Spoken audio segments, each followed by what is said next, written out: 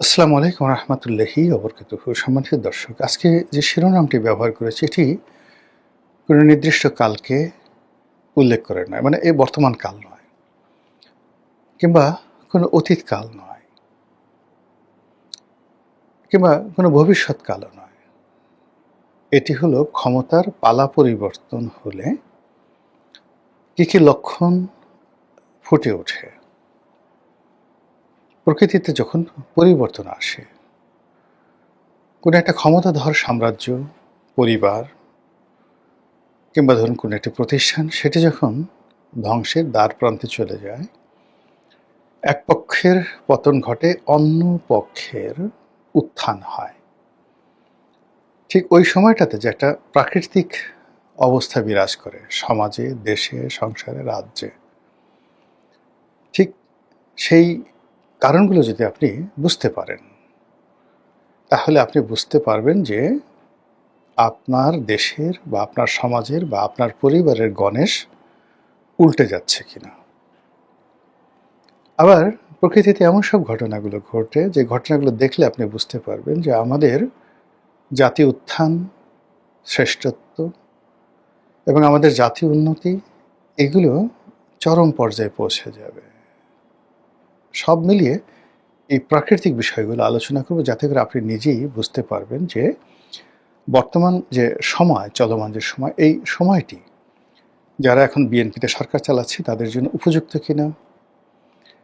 আপনি বুঝতে পারবেন যে তারা দীর্ঘমেয়াদে কতদিন ক্ষমতায় থাকতে পারবেন, অথবা খুব দ্রুত তাদের যে ক্ষমতার যে ধারাবাহিকতা, এই জায়গাতে বিচ্ছেদ হবে কিনা। গণেশ উল্টে যাওয়া। গণেশ হিন্দুদের একটা দেবতা। এটার পেছনে একটা এই যে প্রবাদ প্রবচনের প্রতিটি প্রবাদ এবং প্রবচন বাংলাদেশে যেগুলো আছে, এগুলোর পেছনে একটা লং হিস্ট্রি আছে। এত হিস্ট্রি, এগুলো বলতে গেলে আপনাদের ভালো লাগবে না। যেমন আমরা একটা সাধারণ শব্দ যদি বলি ধুরন্ধর, আপনি ধুরন্ধর কেন কিভাবে এলো এই কথা যদি আমি বলতে যাই, আমি অন্ততপক্ষে অ্যাটলিস্ট 1 ঘন্টা বলতে পারবো। আমরা বলি যে এই লোকটি একটি জঘন্য। এই জঘন্য শব্দটি কোথা থেকে এলো? সেখানে জঘন, জ-ঘ-ন, জঘন কিংবা জঙ্ঘা। তো জঙ্ঘা, জঘন্য এবং জঘন, এর সঙ্গে আমরা যে একজন ব্যক্তিকে বলি এই লোকটি একটি জঘন্য মানুষ, এটার সম্পর্কটা কি? তো এই ক্ষেত্রে এরকম যেমন প্রতিটি শব্দেরই অসংখ্য ব্যাখ্যা রয়েছে, তদ্রূপ এই গণেশ উল্টানোরও ব্যাখ্যা রয়েছে, যেটির একেবারে সহজ সরল বাংলা হলো, আপনি ক্ষমতায় আছেন, সেই ক্ষমতার যে চেয়ারটি এটি উল্টে গেছে। আপনি একটা ভালো ব্যবসা বাণিজ্য করছেন, ব্যবসার যে অপরচুনিটিসগুলো আছে সেগুলো বন্ধ হয়ে গেছে। আপনি একটু পরেই ফকির হয়ে যাবেন, দেউলিয়া হয়ে যাবেন। আপনার সংসার যাত্রা বা সংসারে যে শান্তি, এটি বিনষ্ট হবে। এই জিনিসগুলো যখন কম্বাইন্ডলি, সামগ্রিকভাবে মানুষ বাগধারার মতো করে বুঝাতে চায়, ঠিক সেই সময়টাতে এই গণেশ উল্টে যাচ্ছে, গণেশ উল্টে গেছে বা গণেশ কবে উল্টাবে, এই শব্দগুলো ব্যবহার করা হয়। আমাদের এই আজকের ভিডিওতে আমরা বলার চেষ্টা করব রাজনীতির যে গণেশ, আমাদের সেই যে রাজনীতির গণেশ, এটা উল্টে গেছে কিনা। 2 নম্বর হলো যে আমাদের ক্ষমতার গণেশ, এটা উল্টে যাবে কিনা। 3 নম্বর হলো আমাদের যে চিন্তা এবং চেতনার যে গণেশ, এই চিন্তা চেতনার গণেশগুলো উল্টে যাচ্ছে কিনা বা গেছে কিনা। প্রথম চিন্তা থেকে আসি, কেন মানুষের মধ্যে প্রথম যেটা আসে সেটা হলো চিন্তা আসে, তারপরে চিন্তা থেকে মানুষের বুদ্ধি আসে, বুদ্ধি থেকে মানুষের কর্ম আসে, কর্ম থেকে মানুষের ফলাফল আসে। কাজেই এই চিন্তা থেকে বলে চিন্তার গণেশ উল্টে গেছে কিনা। ইয়েস, আমাদের চিন্তার গণেশ উল্টে গেছে। কখন থেকে উল্টে গেছে? ডক্টর মোহাম্মদ ইউনূসের জমানার প্রথম 3 মাস পরে আমাদের চিন্তার গণেশ উল্টে গেছে।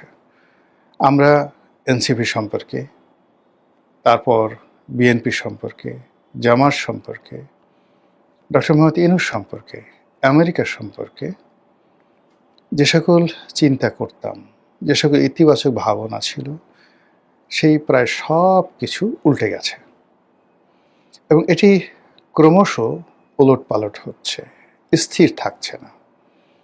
গত 2 বছরে আমাদের এই চিন্তার যে গণেশ, এই চিন্তার গণেশ অন্তত 2 বছরে প্রতি মাসে 30 বার করে হলে 24 × 30, তাহলে কতবার হয়? 3 × 24 = 72, 720 বার আমাদের এই, আরো 7200 বার, মানে 24 × 30, 24 মাস। তো 24 মাসে প্রতি মাসে মানে যদি পাল্টে থাকে তাহলে 720 বার পাল্টে গেছে। আর যদি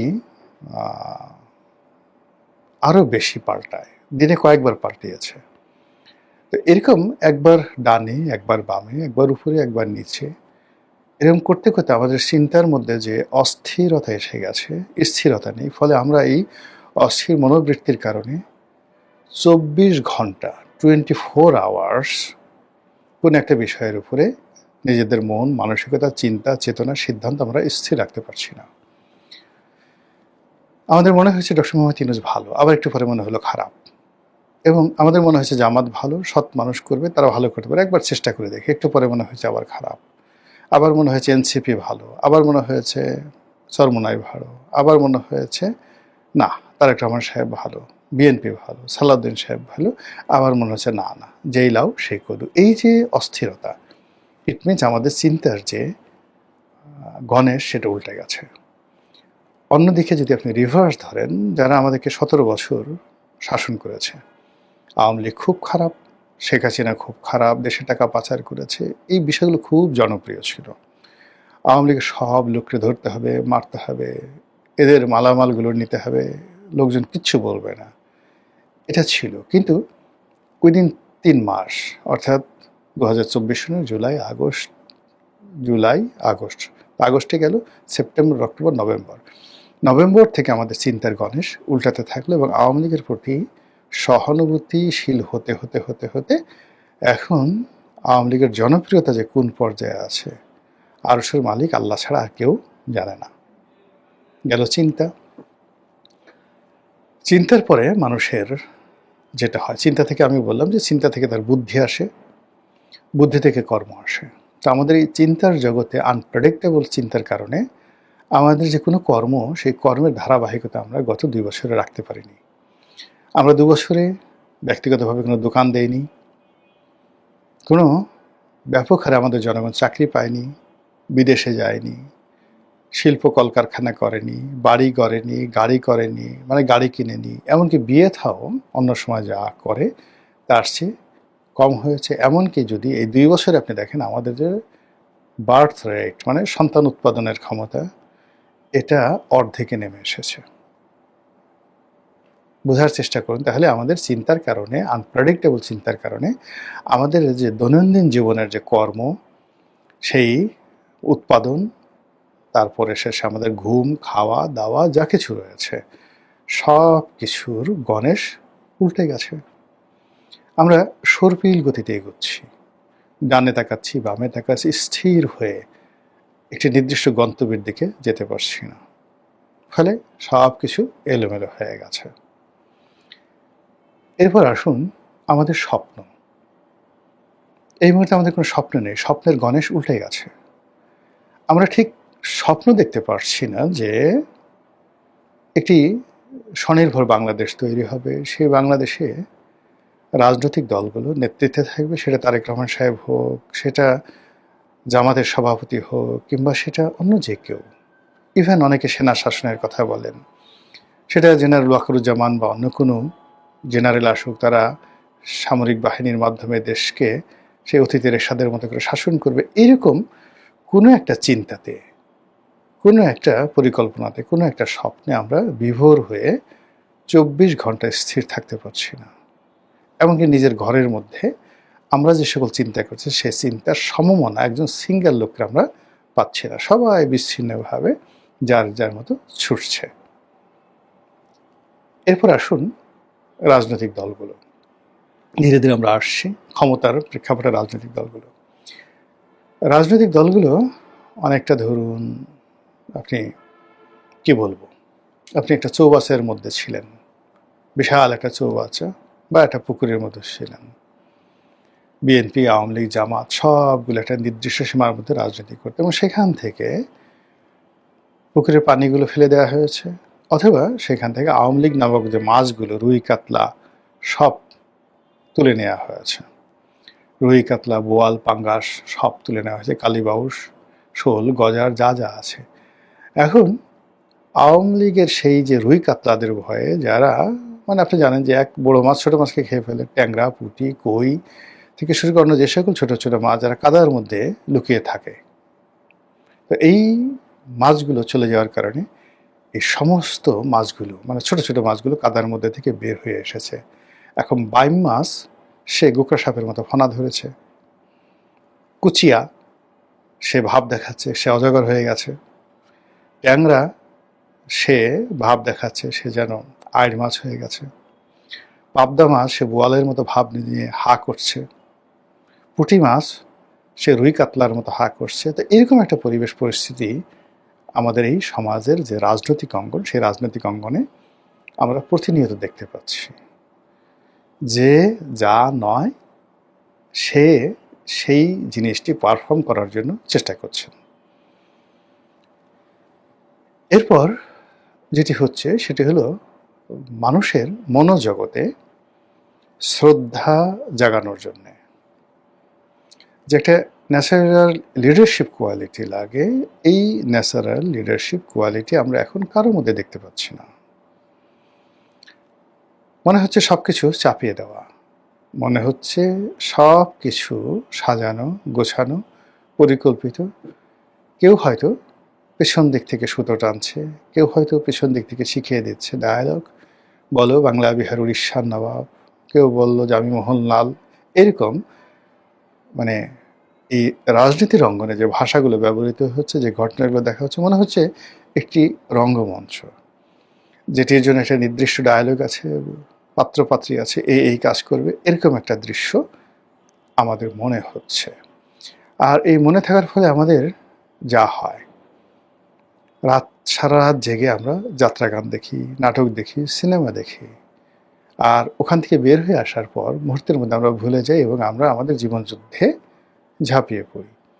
তো আমাদের এই রাজনৈতিক অঙ্গনে প্রায় প্রতিদিনই যা কিছু ঘটছে আমরা যখন দেখছি, বিমোহিত হচ্ছি, বিরহ বেদনায় কাতরাচ্ছি, কখনো রাগ হচ্ছি, বিরক্ত হচ্ছি, কখনো ক্ষেপে যাচ্ছি, আবার সেই দৃশ্যের বাইরে এসে জীবন যুদ্ধের যে সকল উপকরণ রয়েছে সেগুলো দ্বারা মারাত্মকভাবে আমরা ক্ষতিগ্রস্ত হচ্ছি। এই হলো রাজনৈতিক অঙ্গন। ক্ষমতার একটা সার্বভৌমত্ব থাকে, ক্ষমতার একটা প্রাকৃতিক বৈশিষ্ট্য থাকে। ক্ষমতাবানরা কখনো ক্ষমতা দেখিয়ে, ক্ষমতা প্রয়োগ করে নিজেদেরকে জীবনে কখনো ক্ষমতাধর প্রমাণ করতে পারেনি। এটা একটা প্রাকৃতিক বৈশিষ্ট্য। যেমন ধরুন একটা বাঘ, একটা গোকরা সাপ,